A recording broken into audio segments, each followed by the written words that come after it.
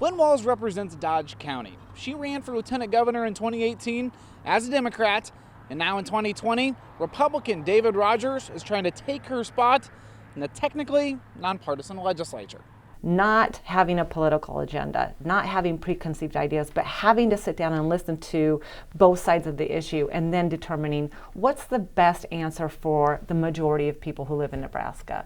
Walz says she is not defined by the fact she's a Democrat. She calls herself not political and believes that's what helped her get elected in 2016. She's voted to override some of Governor Pete Ricketts' vetoes and numerous anti-abortion bills, saying she's pro-life for every stage of life. I am pro-life from conception to the end of life. I am a person who does not believe in the death penalty because I'm pro-life. Her opponent, David Rogers, has staunch anti-abortion views, saying he'd vote for any bill that prevents abortion. But he's running on taxes, specifically cutting them. We don't have a conservative majority that wants to cut taxes that will work with the governor and give him the legislation that he wants to sign to give relief to Nebraskans. Well, he says he would have voted for the compromise bill last session that gave some amount of property tax relief. He says that's not enough. He's open to studying a variety of ideas, including a consumption tax that would reset the state tax code and simply tax every new purchase a Nebraskan makes. We would eliminate your income tax.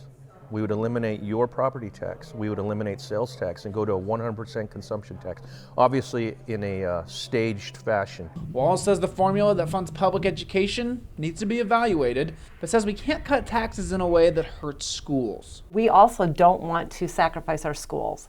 We also don't want to sacrifice services that we receive, police services, fire services. Given 4 more years, she says she'll work to ensure Nebraska nursing homes do not continue to go out of business. So sad to think about a nursing home closing and that resident having to move hours and hours away from their family.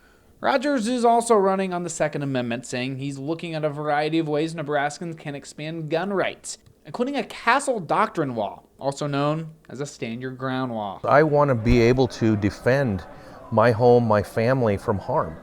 And you look at some of the prosecutions that are happening because of people defending themselves. Walz won the primary by 28% in a county that is 2-1 Republican. Rogers thinks he can make up that gap. Her voting record is starting to get out, and people are understanding that she is a Democrat, that hopefully that'll turn the tide and that'll get me into office. In Fremont, John Kipper, 3 News Now.